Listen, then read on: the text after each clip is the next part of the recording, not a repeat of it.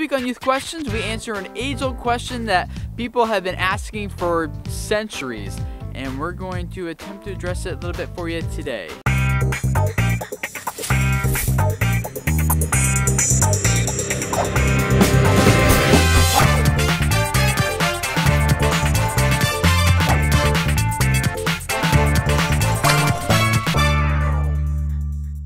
Hey guys, welcome to Youth Questions, where every Thursday we answer real questions from real teens about real life. Questions that you guys submit about whatever you're going through, and it's been awesome. It's fun. We love doing it. This week's question is a little bit more religious-y, so it's going to be a couple of youth workers who work with teenagers in churches, as well as my little sister actually, doing their best to answer this age-old question. My cousin died at less than 2 weeks, and now my mom thinks I'm slipping into depression because of it.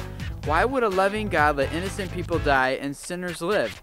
How can I tell my incredibly religious family I'm now atheist? They think this is just a phase. Man, I love the honesty in this question. I know this is something I've definitely personally have wrestled with and struggled with myself through many different situations and experiences that I've gone through.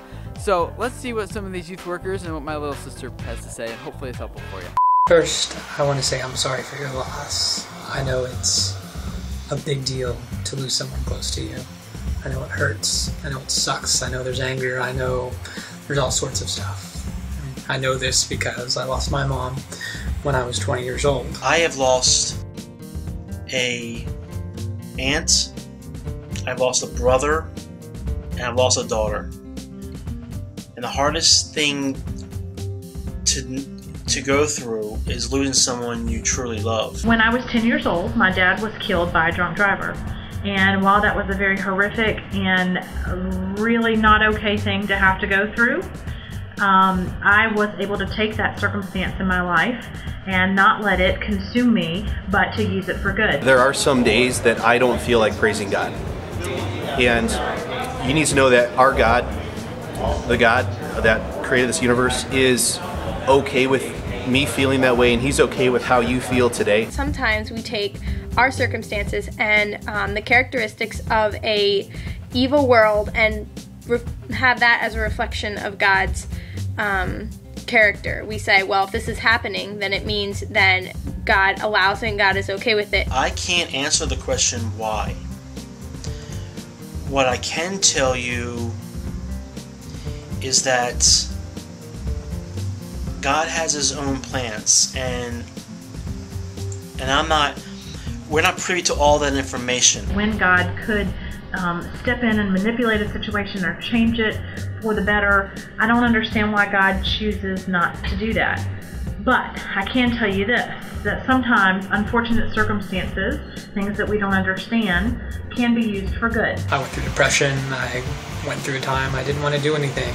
The only thing I did was sleep and go to work and get kicked out of college. If I could just use that experience of being a firefighter to help at least one other person, the way that some people had been there to help my dad on the night of his accident, that if I could just help one other person, it would sort of continue to promote the healing and the feeling of closeness sort of that I could have with my dad. How you feel toward God right now is completely honest, and you need to know that this can actually become a part of an honest relationship with God. People die, good and bad, all the time, and God doesn't look at it, well, that person's a bad person, so I'm going to get rid of him, or that person's a good person, I'm going to get rid of that person. Because of sin, that's the reason why there's death. We're all living in a cursed world. It's hard to make any circumstance in any lifetime perfect, and you're going to see a lot of suffering for it. You say that you're kind of dealing with feeling depressed and sad. I think that that is a very normal and appropriate response. I can completely recall those exact feelings. Why would a loving God do these things? Well, you have to ask yourself, why would a loving God bless us at all? You know, what have we done? If God is loving and God is just, He's blessed us with so many things we don't deserve. So when something goes wrong, we just assume that He was behind it. We assume that His heart isn't breaking as much as yours is. We assume that God has no interest in your tears. As you know that I stayed in the anger stage for a very long time. It sounds to me like you might be dealing with some anger issues with God, and that's okay. In fact, I think that's actually really healthy. When my daughter passed away from a drunk driver, there's two things that could have happened. I could have been very angry and been mad at God because this happened. Why would he take my daughter? Or I could say two things. One, she's in a better place, number one. But the second thing is, God, I know there's a reason why. I then got very angry at God. I was appalled at the thought that he would call me into full-time ministry and then take something so precious from me. But it's also very important that you don't let that sadness and that depression consume you, that you find someone that you trust that you can talk to about, that you can ask questions to. God is desperately concerned with how you feel. And rather than using your questions as a way to run away from him, keep shaking them toward him. Keep bringing them with as much honesty and authenticity as you can. And you're going to find that there are some people in the Bible who ask some of the very questions you're asking. I remember when I was struggling at one of my lowest points with my anger for God and questioning whether or not I could even really believe in God anymore. One of my youth ministers told me to read up on David, and especially to read in the Psalms, where he's very angry and very open with God about how angry he is at God. And for example, in Psalm 22, he says things like, God, oh my God, how could you forsake me? How could you desert me? How could you leave me here? Why would you do that? If you read the book of Psalms, there are some Psalms where some of the most godly people in the Bible shook their fist at God and said, what's going on? And so you need to know that that can become a part of an authentic journey with God. To say that you are an atheist, that you don't believe in God anymore, understand that everything happens for a reason, and the reason is to bring glory to God. Yes, I am so sorry that you lost your cousin. And I can't say that I lost a cousin. I've lost an aunt, I lost a brother, so I can relate to a loss. And all I can say is don't give up on God because of this. God is in everything, and he wants to help you through it all. But as time went on, I understood that it wasn't God that took my mom from me. It wasn't God that took your cousin from you. We can't deny that God allowed it to happen, but it wasn't God that did the taking. If you have the courage to not just let this define everything for the rest of your life and to really shake it down, God can do something awesome with that. I would encourage you maybe not to label yourself as an atheist at this point, because you have a lot of emotions going on and you're dealing with a lot of things. And I think your anger at God and your maybe not believing in a God is a very valid part of that struggle. Just let your parents know that you are on an honest journey with God, and today this is where you're at, but you're open-minded enough to not conclude that that's where you're going to stay for the rest of your life.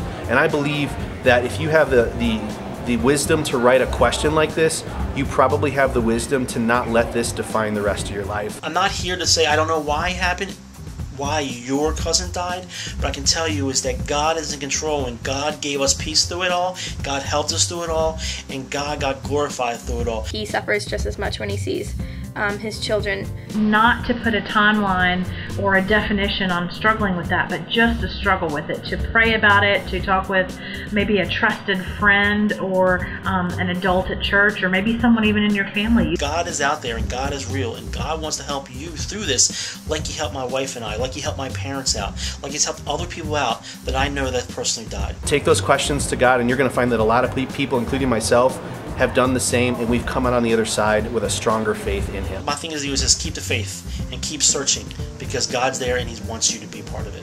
I really hope that's helpful for you guys. It's a really good question, and if you have a response to it that you'd like to share, please leave a comment below or click right here and leave a video response. We'd love to see and hear what you have to say and have your video show up below ours, so make sure you click there and do a video response. That would be awesome. If you're not already subscribed to our videos, you can click the subscribe button above this video on YouTube, or you can click right there as well. And we release a new video every Thursday answering a question that you guys, teenagers, ask about real life, about whatever you're going through. through. And if you're watching this and you have a question you'd like us to address in an upcoming video sometime, there's a link in the description below this video here on YouTube where you can anonymously submit a question about whatever you're going through in life, and me and other people who work with teenagers and other teenagers and parents and whoever else might be appropriate for your question, we do our best to answer them for you every Thursday right here. So make sure you subscribe so you can keep up with all the videos and questions that we're answering for you. And you should also subscribe so you can help us answer these questions each week. That'd be awesome. Thanks. You'll also find links down there where you can connect with us on Facebook and Twitter so we can stay in touch and engage throughout the week. And also, I'll throw some links down there that also address this question that might be helpful for you if you want to kind of look into it a little bit further. And thanks for hanging out with us again this week, guys, for another Youth Questions video. We will see you guys again next week when we talk about romance novels and fantasies and marriage and relationships and a whole bunch of stuff surrounding a good question one of you guys asked. So that'll be next week, and we'll see you then. Bye.